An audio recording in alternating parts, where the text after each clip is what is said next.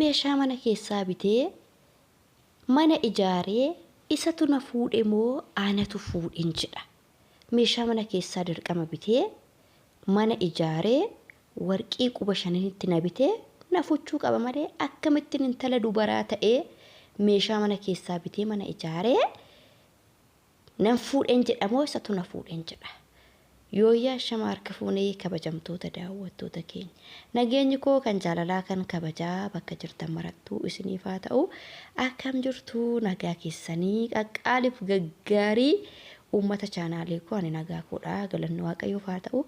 Har'agaa waa tokkoon isinitti dhufee egaa baay'een keessanii wantoota yeroo waa'ee meeshaa irratti hojjedhu gorsa garaagaraatiin baay'ee galateeffachaa turtani. Akkasuma gaa kan qeeqa kaastanii uummata 2-3 wayitu jira. Uummata sanaaf immoo deebii wayii qabadhee dhufeen jira.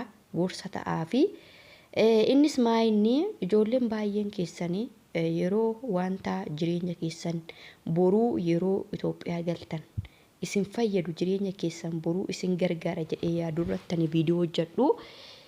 Namoonni muraasti keessan qeeqa kaaftu qeeqni isin kaaftanii waa'ee jireenya wal qabatee fakkeenyaaf waa'ee meeshaa mana keessatti wal qabatee meeshaa mana keessas ta'ee akka biyya Arabaatti hin deebinetti yeroo waggaa 2 ol biyya Arabaa yoo hojjettanii wantoota akkanaa waan isin fayyadu jalaa baafadhaa bitadhaa axxee fayyadamaa ofii keessanii dura fayyadamaatii erga of dandeessanii immoo nama biraa fayyaduu jedhee viidiyoo baay'ee hojjedha. Haa ta'u malee tokkoon keessanillee dhuftanii wantoota tokko naan mari'attanii waan akkanaa jettanii danaan mari'attanii ani immoo deebii quubsaa waanan beekurraa addan isinii kennee deebitanii immoo meeshaa mana keessaa biti kan nuun jettu isatu nu fuudhee jennamoo nutu fuudhee jennaa.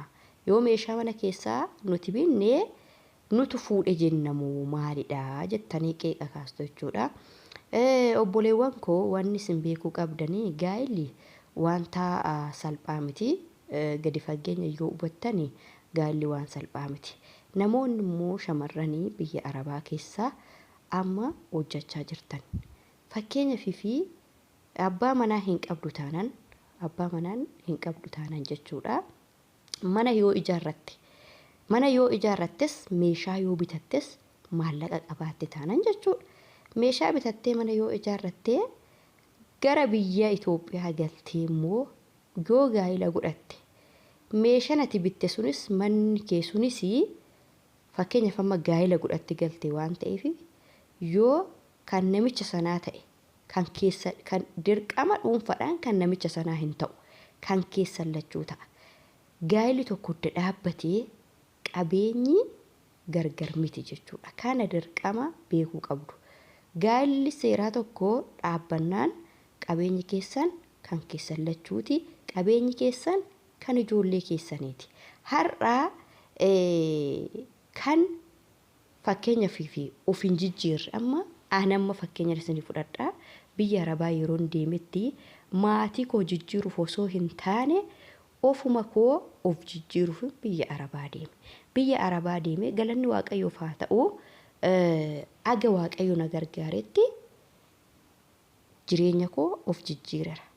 Mana isaa ta'u meeshaa isaa ta'u waan ta'e isaa ta'u jireenya koo of jijjiirera. Garuu qabeenyi koo manas ta'e meeshaas ta'e qabeenyi koos kan abbaa manaa kiyyaati. Kan abbaa manaa kiyyaas kan kooti.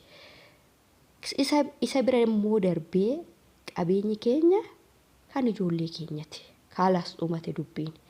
Isan na fuudhee anatu fuudhee inni meeshaa bitee mana ijaaree warqii quba shanitti na bitee mormatti gurratti na bitee naa fuudhuu yoo jette obboleetti dhugaan sitti himaa waan akkanarratti hin milkooftu jechuudha. Waanuma akkanaatu iyyuu keessanii yookiin sammuu keessan keessaa baasa.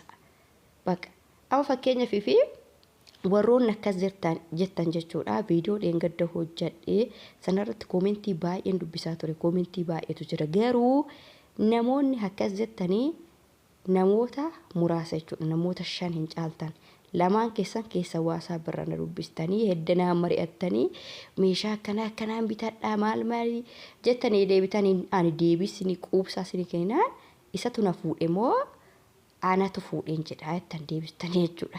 Namoonni kaan immoo yaada keessan koomintiidhuma irratti ibsattanii jechuudha. Yoo yaadattuyyuu fakkeenyaaf nama zimbiloo onlaayinii irraan teessanii yeroo itti dabarfachuudhaaf dubbistan yoo ta'e maaf qabeenya keessan itti kennitu maaf qabeenya keessan bira geessitu gaa'ila sirrii gaa'ila dhaabbataa gaa'ila waaqayyo eebbise yoo waaqayyoon biraa eebbifamaa yoo ta'e immoo wanti itti sodaattu hin jiru qabeenyi kee kan saati kan kee kan saati kan saammoo kan kiite jechuudha. Kanaafi ani yeroo baay'ee ittan fufa jechuudha viidiyoo akkanaa jechuudha viidiyoo gorsa maaliif baay'een keessan itti fayyadamaa jirtu galatooma. Waggaa 7 biyya Arabaa jiraattanii wantoota kana fakkeenyaaf jala amma waaqayyo isin gargaare yoo guuttan wanti biyya Arabaatti isin deebisuu hin jiru wanti shintibeetii madaamii isin dhiqsiisuu hin jiru. Warroonni immoo dhugaa dubbachuudhaa fi yaada akkasii ani kanan godhu ani kanan bituu sanna fuudhee maal jettan kuni warroonni akkasii dhugaan isiniin jedha gara biyyan dhuftu yeroo biyya dhuftan jireenyi keessan dhaabbataa miti mana hin qabdan meeshaa hin qabdan maal hin qabdan jireenyi keessan rarra'aadha hawwiin keessan garuma biyya Arabaatti jechuudha. Har'aa of yaadattee gara biyya Itoophiyaatti yookiin mana yookiin lafa yookiin waan ta'e yoo qabaatte yoomiyyuu ijji kee gara biyya Arabaa hin laalu kushiina Arabaa keessaa baatee jireenya of danda'aa jiraatta. Kanaaf gorsa yeroo baay'ee gorsa babbareedaa kanneen isinii fiduuf. Kanaaf gorsa koo kanallee fudhadhaa wantoota akkanaa kana of keessaa baasaa jabaadhaa hojii keessan hojjedhaa. Warroonni gorsa koo fudhattan galatoomaa ulfaadhaa laayikii godhaa.